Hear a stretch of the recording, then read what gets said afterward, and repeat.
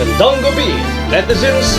Balitang balita sa ating bansa, isang kandidato tatakbo sa pagkapangulo.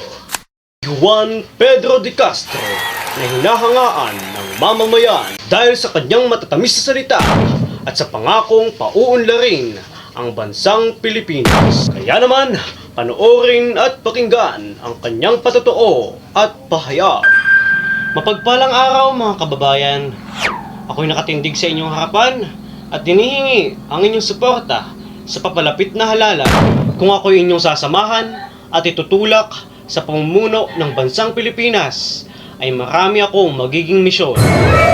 Hindi ko man maipapangako na maitutuwid at mababago ang bulok na sistema ng bansang Pilipinas, ay gagawin ko ang lahat ng aking makakaya. Kaya naman, inaasahan ko ang inyong malawak at kusang loob na suporta sa darating na halalan. Maraming salamat mga kababayan. Makalipas ang halalan ay nakuha ni Juan Pedro de Castro ang panalo at ang tiwala ng taong bayan. Na suporta mga kababayan, salamat dahil ako'y inyong inangat mga kababayan.